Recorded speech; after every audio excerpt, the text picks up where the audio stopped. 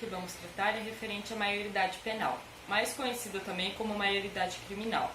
Venho para fazer com que todos aqueles indivíduos que fazem algum crime, cometem qualquer ato que possa prejudicar a sociedade, eles venham a pagar realmente como adultos.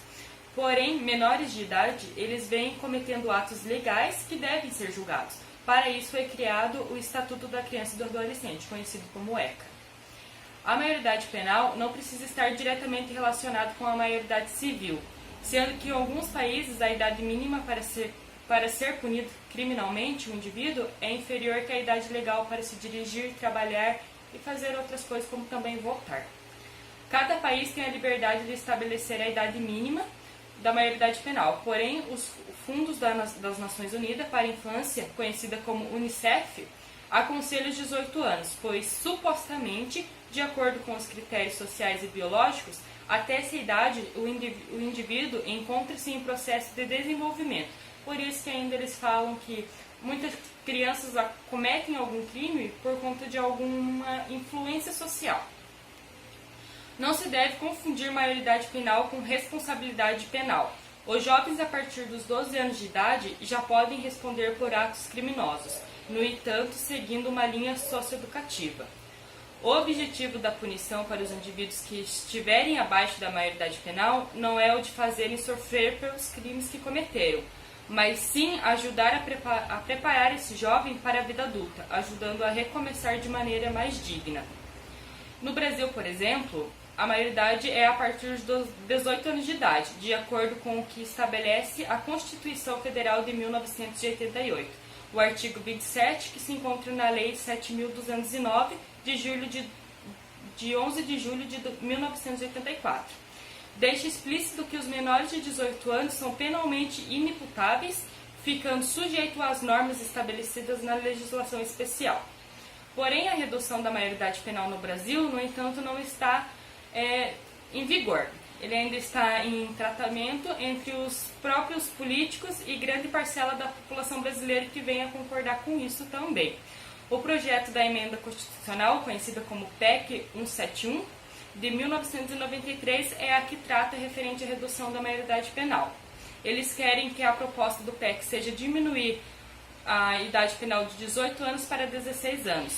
Trata-se de uma grande discussão que divide o país em duas correntes de pensamento: os que defendem o endurecimento do regime judiciário na tentativa de punir os jovens criminosos pelos seus atos como adultos, contra os que acham mais plausíveis investir na melhoria do sistema socioeducativo, para ajudar os menores de idade a saírem do mundo do crime e reingressarem para a sociedade. Porém, como já vimos em várias reportagens de televisão ou até mesmo nas redes sociais, que tem muitas crianças até menores de 16 anos que cometem crime.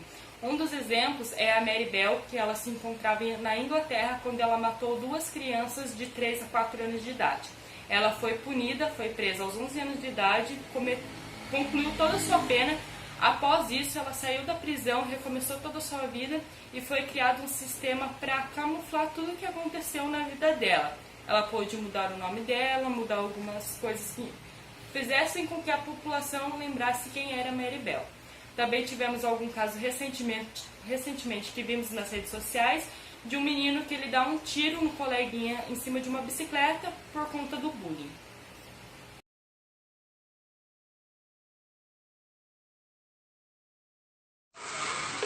Gado. Imagina aqui. Acabou até você, viu? Ele caguetou, a gente foi. É, o de menor aqui, tá ligado. Caguetou, a gente foi. Vai matar então. Fala. Peraí, cadê? Aonde eu vou dar? Lá?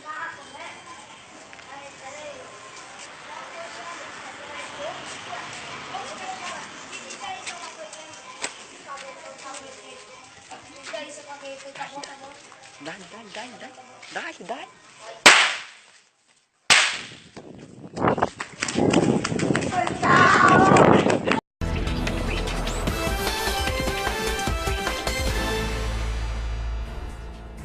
Outra semana se passou e a dúvida persiste.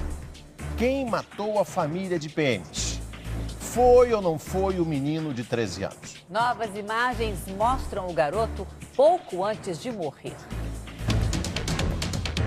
Em 2 semanas de investigação, é a primeira vez que essas imagens aparecem.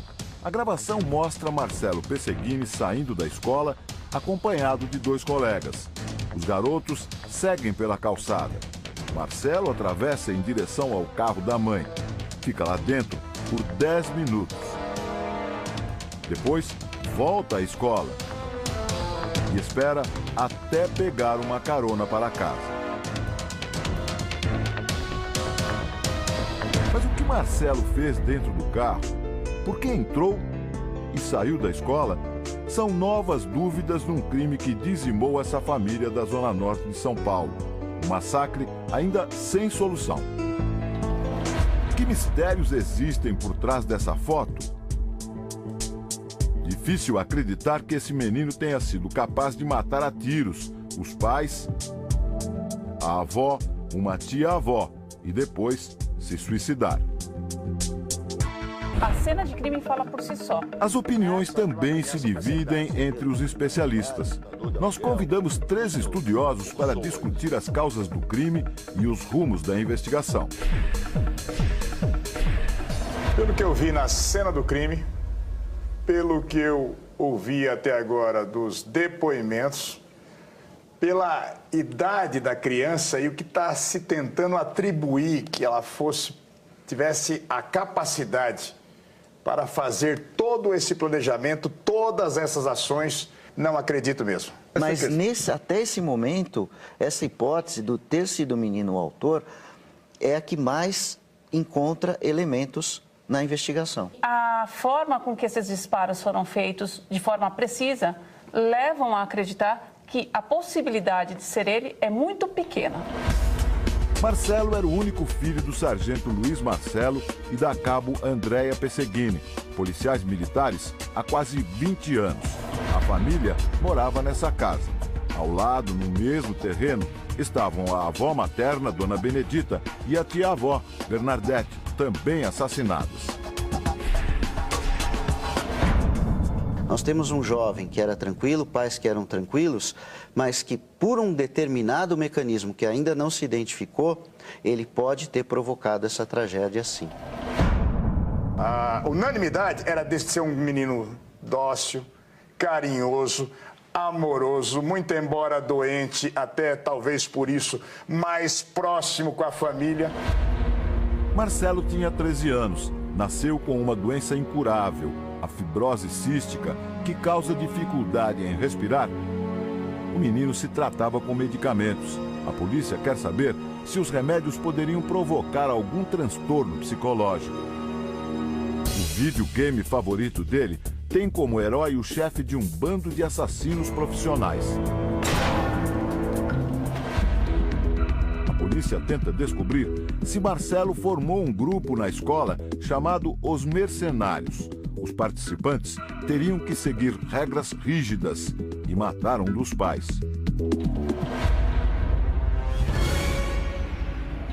A existência do grupo foi confirmada pelos próprios colegas, né, alguns que foram ouvidos. O grupo existia, havia um ponto comum, que são videogames, são jogos que tratam também de figuras, personagens que são assassinos. Ao que indica, o menino tinha uma participação muito intensa nesses jogos. Como a senhora vê essa informação? A senhora acredita? A senhora acha que pode ser sonho de garotada, invenção de garotada? Acreditar que já existia esse grupo e que todos matariam seus pais e que o Marcelo teria sido o primeiro é bem não crível, né? É quase fantasioso. Eu vejo com muitas reservas esses pronunciamentos ou esses depoimentos das crianças agora, nesse momento, já passados quase 2 semanas. A mãe de Marcelo, cabo Andréia, teria denunciado há 2 anos policiais corruptos ao comandante do batalhão. Ele falou no caso e depois desmentiu. E isso foi negado, inclusive pelo comandante do batalhão. Ela era uma espécie de... Perdão, mas ele voltou atrás. E eu levei novas denúncias à corregedoria da Polícia Militar porque policiais me procuraram para dizer exatamente. Pode não ter sido registrado naquele momento, em 2011, a situação, mas ela é voz corrente entre os policiais e tem que ser investigado sim. Está sendo investigado, esse é o ponto, ela não foi descartada. No próprio inquérito policial que investiga... Ela foi descartada sim, deixou de ser investigada a partir da minha manifestação na corregedoria da Polícia Militar, é que se abriu a investigação. Não existe uma confirmação efetiva dessa ameaça que ela tivesse sofrido. Pelo menos não chegou até esse momento nos autos do inquérito policial.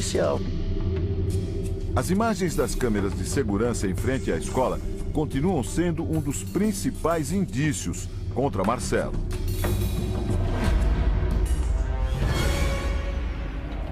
Essa imagem de 6h23 da manhã é a imagem que mostra o garoto saindo do carro e vindo em direção à escola. Na sua opinião, ele não é estranho ele ter passado a madrugada ali, enfim? É estranho no sentido de que se os pais estivessem vivos, estariam preocupados com ele, né? Essa é a ideia. Não há nenhuma indicação de que houvesse alguém com esse jovem dentro do carro. Então, supõe-se que ele estivesse sozinho naquele período lá. É muito estranho, sim, mas também nós não temos nenhuma imagem que mostre ou demonstre que esse menino estava sozinho. A perícia encontrou no local do crime 5 cartuchos. As vítimas teriam morrido, cada uma, com um tiro certeiro. Habilidade demais para um menino de 13 anos? A polícia diz que não. Marcelo teria sido treinado pelo pai e aprendeu a atirar. A pistola usada no crime era da mãe dele. A gente só não pode esquecer o seguinte: uma arma .40, não carregada, ela já pesa 800 gramas, 900 gramas. Carregada, uns 2 quilos e pouco. É uma arma pesada, uma criança de 13 anos, por maior de tamanho que ela seja, ela não tem essa força. Então, esses disparos precisos é de alguém muito treinado. Aos 13 anos dá para ser muito treinado. Por melhor que se atire, não se atira tão bem assim. Mas o menino tinha condições, sim, sabia manusear a arma. Então há a possibilidade, sim, dele ter condições de ter feito esse disparo. Mesmo que as pessoas estivessem adormecidas, se for fazer disparos precisos, mesmo a curta distância, um especialista em armas vai ter dificuldade de fazer um tiro único e preciso se fossem manequins inanimados, quanto mais em pessoas.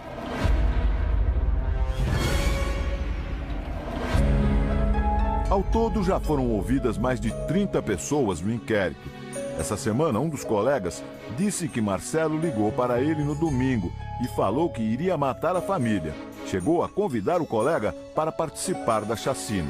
No dia seguinte, ao ver as notícias, o adolescente teve uma crise nervosa. Viu que Marcelo teria feito o que prometeu.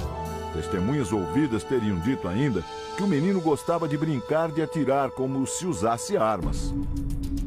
Para a polícia, Marcelo teria planejado o crime.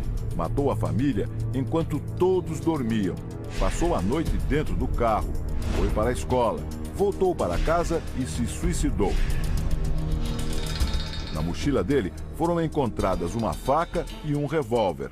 Na página pessoal do menino, numa rede social, havia fotos de um crime parecido que aconteceu nos Estados Unidos em 1973. O filho mais velho matou a família toda enquanto ela dormia. O pai, a mãe e Marcelo foram encontrados na sala da casa, próximos a um colchão. A avó e a tia-avó em camas no quarto da casa delas. Os exames toxicológicos vão revelar se as vítimas estavam ou não dopadas quando foram mortas.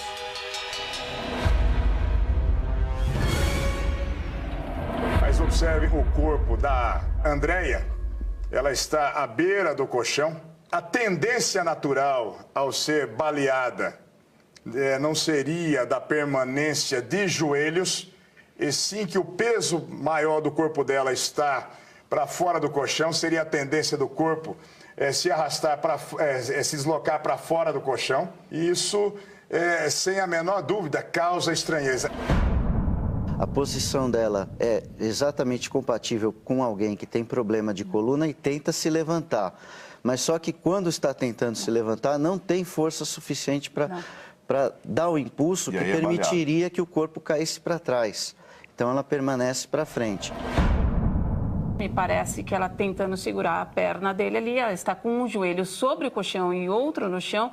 Isto parece posição mais de execução do que de descer ali do colchão, de ter problemas de coluna e etc. Até porque quem tem problemas de coluna normalmente se apoia em alguma coisa e não descer de costas.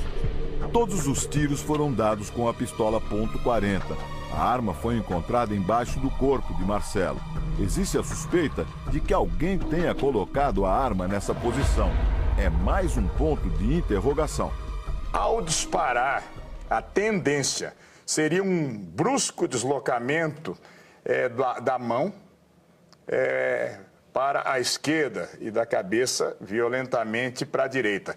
É possível ter acontecido algum fenômeno e o corpo girar dessa forma? Não podemos desconsiderar, mas a tendência seria a arma cair completamente da mão. Ele caiu para frente e com o dedo enfiado na tecla do gatilho. Ele era treinado com arma de fogo, então havia a possibilidade dele atirar. A informação de que os pais de Marcelo estavam em crise no casamento também vai ser apurada. O grafologista Paulo Sérgio Camargo foi entrevistado pelo Jornal da Record. Ele comenta os bilhetes que o menino escreveu. Paulo Sérgio acredita que pode estar escondido aí o verdadeiro sentimento que Marcelo tinha pelos pais. Quando ele vai escrever a palavra feliz, no final da palavra feliz tem uns tremores. Significa, em termos grafológicos, que essa felicidade realmente não é aquela que ele está querendo expressar.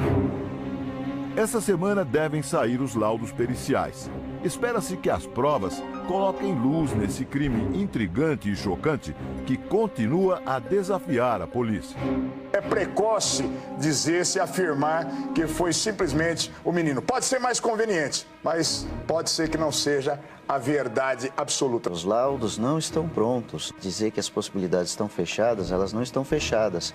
O que está acontecendo é que as questões estão sendo respondidas, apontando até o momento para que seja um menino. Acho que a gente precisa e merece uma investigação mais ampla, com menos fala e mais apurações.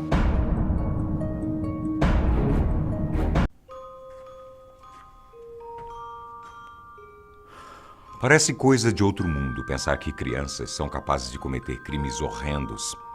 Mas a realidade pode nos surpreender com histórias terríveis de assassinatos.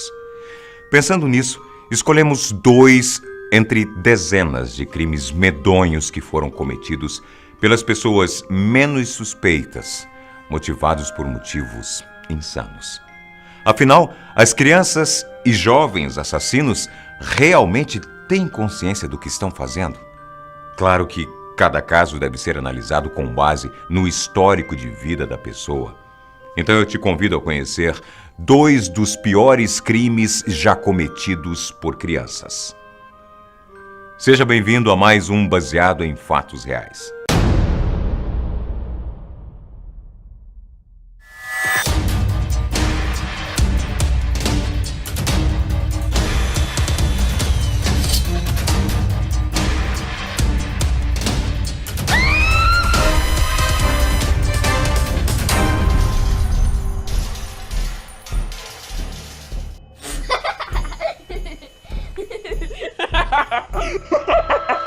Caso número 1. Mary Bell.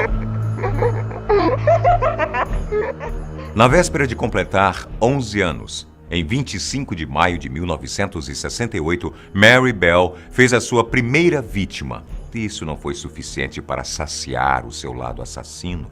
Ela voltou a matar 2 meses depois. A menina foi condenada depois de estrangular 2 crianças, Martin Brown e Brian Hull, com 3 e 4 anos, respectivamente. E também cometeu uma série de tentativas contra um grupo de meninas e torturas com animais. Para muitos, o nome de Mary Bell é sinônimo de crueldade e frieza. Mas o que mais impressiona no caso é o nível de violência dos crimes cometidos para alguém de tão pouca idade. Mas o que pode ter acontecido com essa menina para que ela cometesse esses atos? Ela é uma assassina por natureza ou uma vítima da sua condição. Nas palavras de Mary, ela gostava de machucar pessoas e animais que eram mais fracos que ela, e de preferência, alguém que não tinha chance de se defender. Se levarmos em conta a situação familiar de Mary, não é de se admirar que a menina tenha desenvolvido comportamentos violentos dessa maneira. Ela cresceu em um lar completamente desestruturado. Sua mãe, Betty Bell, era muito jovem e ganhava a vida trabalhando como prostituta. Por razões que são desconhecidas, ela sempre maltratava e humilhava Mary.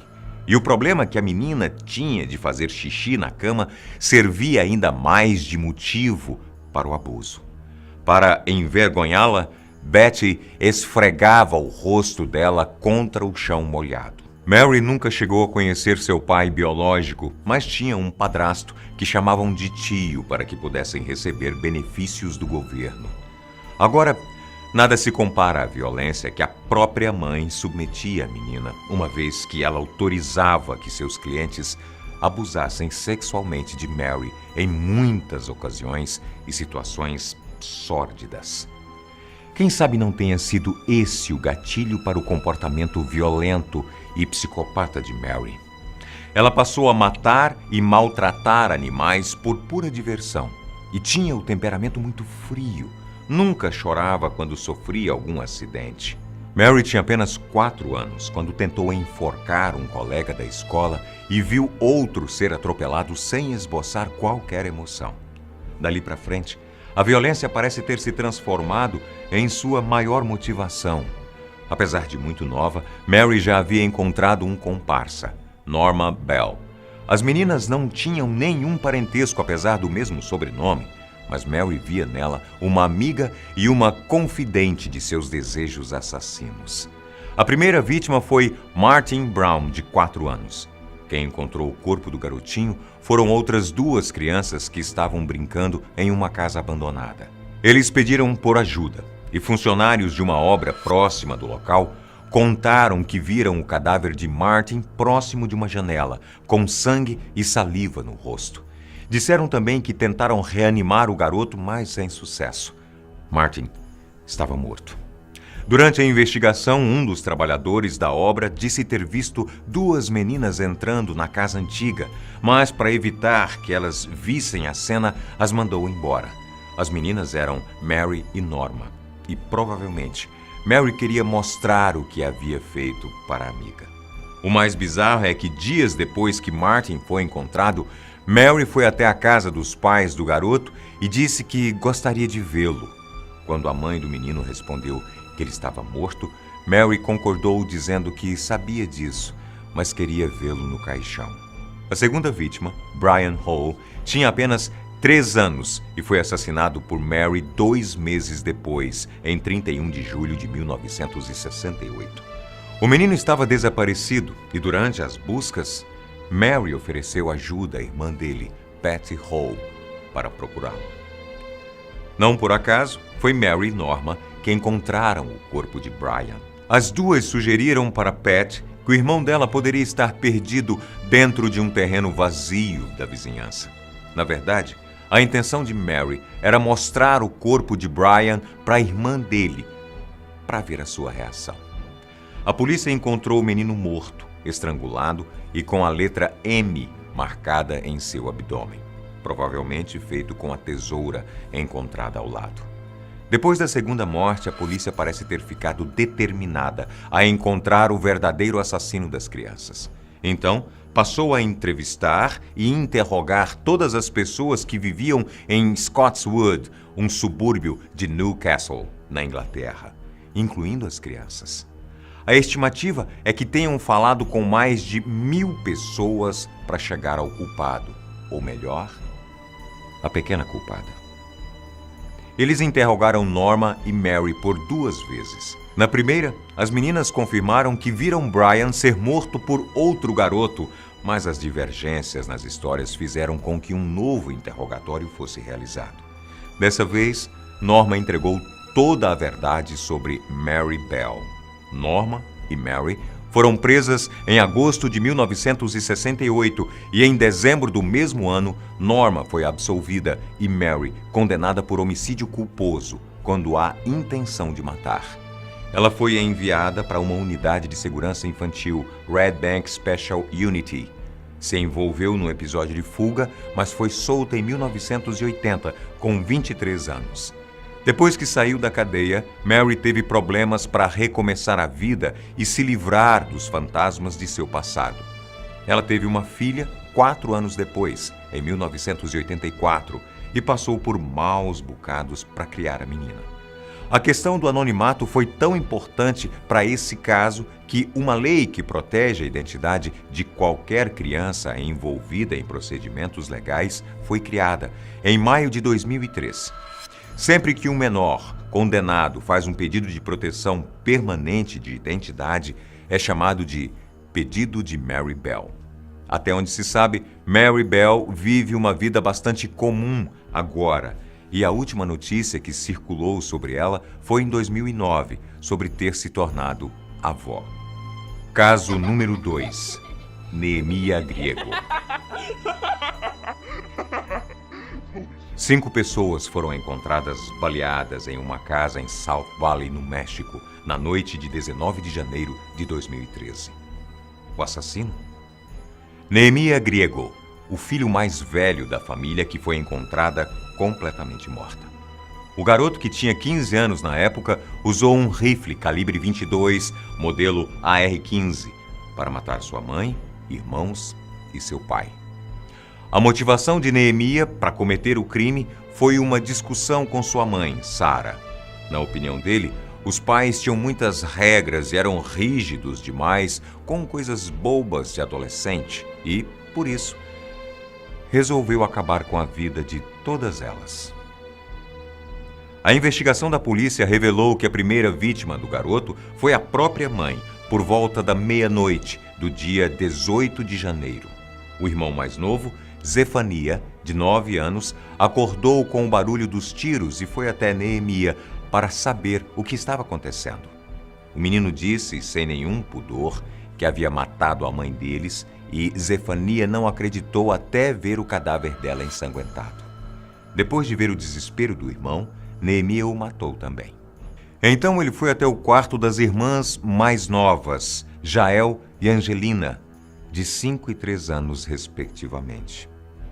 E encontrou as meninas assustadas e chorando num canto. Cada uma delas foi morta com um tiro na cabeça. Pacientemente, Neemia foi até a sala de estar e aguardou a chegada de seu pai, que trabalhava até às 5 da manhã. Quando Greg chegou em casa, o filho o alvejou com o rifle. Neemia disse à polícia que não tinha medo de morrer e que pretendia matar mais pessoas além da própria família. Esperava que a polícia o matasse durante um confronto. O assassino tinha 16 anos quando foi condenado a um centro de detenção infantil, até completar 21 anos, o que acontece em 2018. São histórias realmente impressionantes. Por isso, aconselhamos que você esteja sempre atento às pessoas ao seu redor, porque os psicopatas podem estar em qualquer lugar, na sua casa, na sua escola e, quem sabe, aí ao seu lado. Até o próximo Baseado em Fatos Reais. É a favor ou contra a redução da maioridade penal? Eu sou a favor. Por quê? Porque eu acho que a partir do momento que a pessoa faz alguma coisa errada, ela é obrigatoriamente assumir o erro que ela fez. Ok. E a senhora acha que uma criança que cometeu um ato criminoso, ela deve pagar do mesmo jeito que um adulto paga, numa mesma penitenciária, tendo os mesmos tratamentos que um adulto teria? Não, no meu ver, eu não penso assim. Eu acho que criança tem que ter, sim, uma disciplina, mas diferenciado dos adultos. Porque um adulto já tem uma vida, já tem um pensamento diferente. E uma criança, como já se diz mesmo, é uma criança.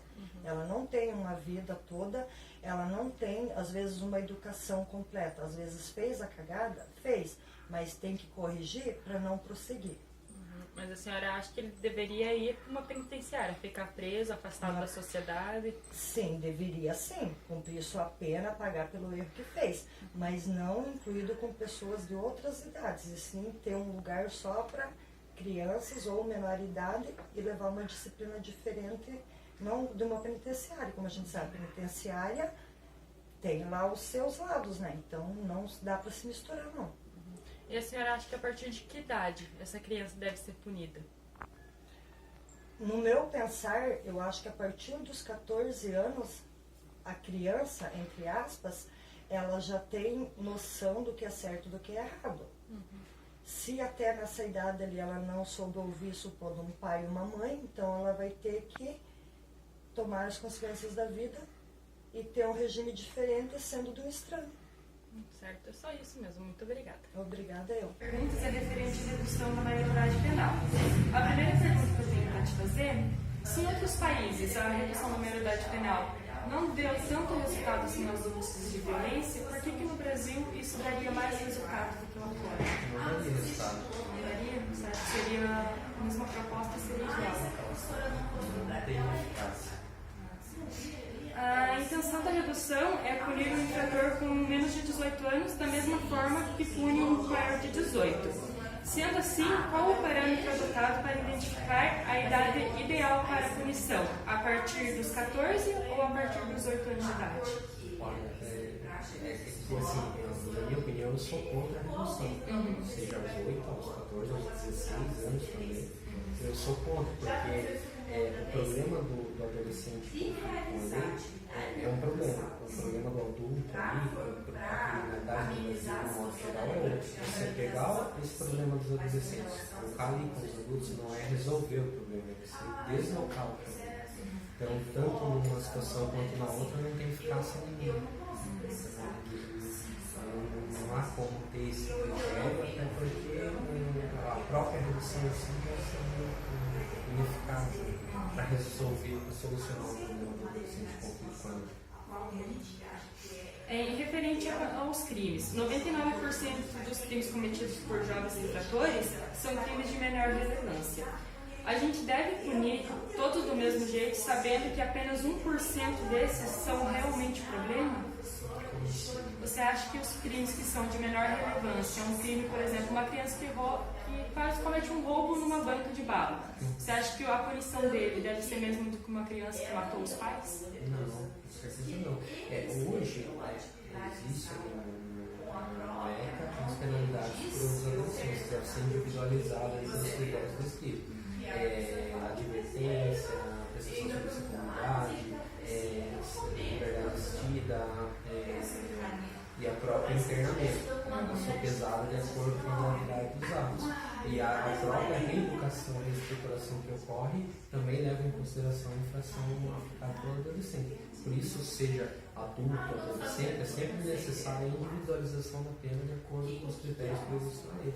Nunca uma pena igual, independente só pelo fato de ser infrator, né? Tem que ser verificar o fato que ocorreu, não só o fato, no caso, quando é adolescente ou menor de idade, verificar a família, quais são os critérios para você estruturar, para você educar, para atingir a finalidade da educação do adolescente e a inserção na sociedade.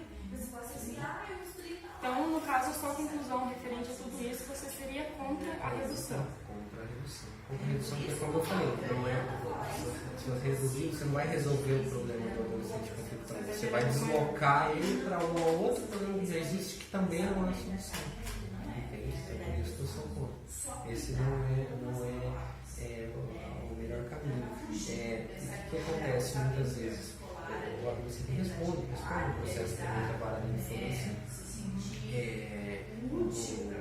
No procedimento de ato infracional, há muitas vezes a aplicação de uma dessas penalidades que eu falei, que é a presunção médica ali, liberdade assistida, internamento, só que nunca há publicidade desse trabalho que é feito no judiciário, até pelos processos correntes da justiça. Então, às vezes, para a vítima ou para as outras pessoas, gera uma sensação de culpabilidade que muitas vezes não ocorre. Muitas vezes você fica um bom tempo internado pelo ato infracional que praticou, recebe uma medida socioeducativa tentativa de liberdade de estilo, até mesmo uma prestação de serviço à comunidade, mas nunca há uma publicação desse trabalho que é feito pelo Poder Judiciário e gera ainda mais uma sensação de impunidade. Então tá, doutor, é só isso. Estamos aqui hoje com o professor Paulo Henrique Vieira da Costa, professor de Ciência Política e Sociologia Jurídica na Faculdade Uniopet. Vamos entrevistá-lo hoje sobre o tema da entrevista de hoje, é a diminuição da maioridade penal. Professor, a redução, para muitos, é apontada como a solução da violência. O que o professor acha disso? Bom dia a todos, bom dia a vocês. Agradeço a entrevista, a oportunidade de falar. Essa questão da maioridade penal é uma questão polêmica, não há uma solução. Em algumas épocas, em alguns países, isso funcionou bem. Os Estados Unidos, por exemplo, a Inglaterra, né? As pessoas, às vezes jovens, adolescentes, que cometem crimes hediondos, assassinatos, coisas assim, eles, às vezes, é comum eles irem para a penitenciária, serem julgados e passarem 30, 40 anos encarcerados. Nessas sociedades, eles veem que a maldade é inerente à condição humana, independentemente da idade da pessoa. Então, a pessoa praticou um mal, ela deve ser punida mesmo sendo jovem, mesmo sendo um adolescente. Há uma outra concepção, segundo a qual a pessoa até uma certa idade, ela não tem condições ainda de ter discernimento acerca dos seus atos. Se aquilo é um ato bom ou mal, enfim, ela não é dotada ainda de esclarecimento suficiente. Então entende-se que só a partir de uma determinada idade essa pessoa deve ser punida. Curioso que, sob o ponto de vista da segurança da sociedade, o ideal seria que a pessoa, mesmo praticando um ato de maldade, ela deveria ser retirada da sociedade. Isso é uma visão, né? Outras entendem que não, que a condição, que a pessoa é um processo e que ela pode ser mudar, ela merece um perdão, não é? E não tem sentido encarcerá-la na adolescência. Bom, necessariamente, não sei se eu tenho que tomar uma posição aqui sobre o assunto, mesmo porque eu não tenho. Às vezes eu acho que jovens de 16, 15 anos já estão corrompidos pelo crime, praticam atos de maldade deliberada, e essas pessoas é nocivo que elas fiquem soltas, que elas fiquem livres. Mesmo porque não há muita diferença na prática entre uma penitenciária e muitos dessas casas de adolescentes.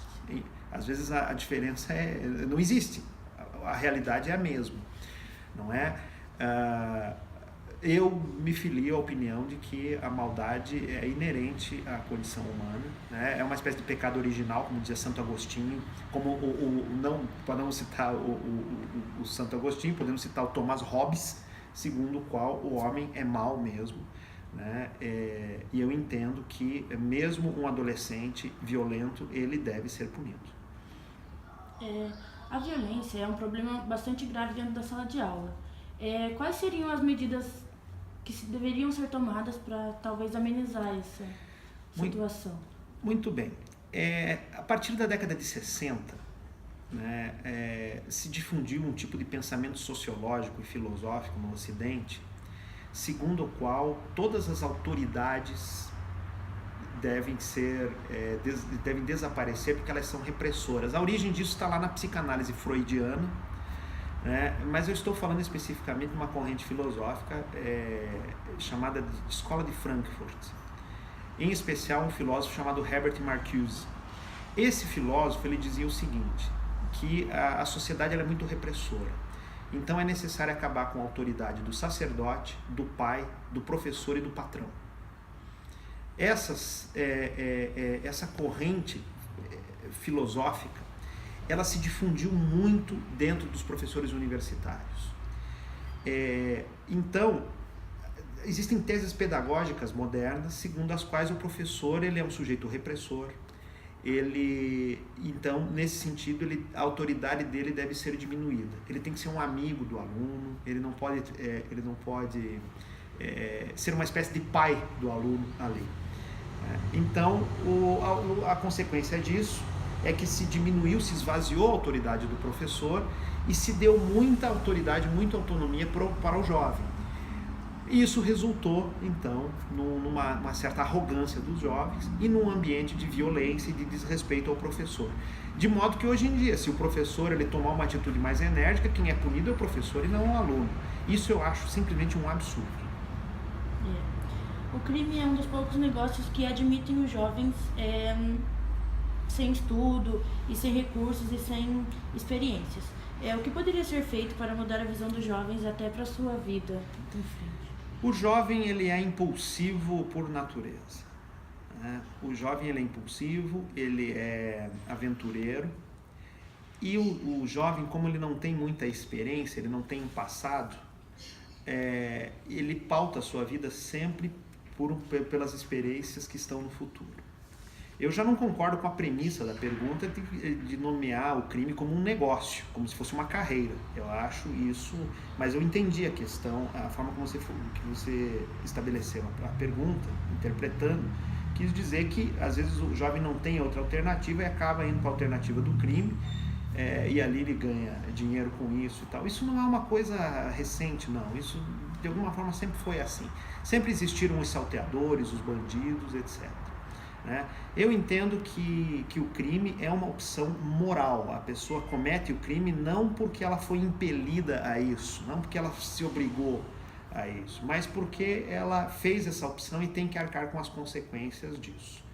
Não é uma opção, não é uma carreira aconselhável. Vimos há poucos dias aí um sujeito numa escola tentando assaltar a mão armada mulheres e crianças e levou a pior. Eu louvo a atitude daquela policial, daquela mãe, defendo que a sociedade, que o cidadão tenha que ter as suas armas para se defender, e eu tenho uma postura muito conservadora com relação a isso. Eu acredito que o crime não é uma carreira, e mesmo porque, se fosse assim, todas as pessoas pobres seriam criminosas. No entanto, você pega lá um morro no Rio de Janeiro, que você tem, sei lá, 30, 40 mil pessoas vivendo numa comunidade daquelas, você tem ali 100 bandidos. Bom, se o crime fosse um resultado direto da pobreza, então a base em todas as sociedades, a base da pirâmide social é de pessoas menos favorecidas, então nós estaríamos mergulhados no universo de criminosos. E não é o caso. É uma escolha, é uma deficiência moral, sim. É isso. Muito obrigada, professora. Agradeço a você pelo tempo cedido a gente pela entrevista e é isso. Eu é que agradeço.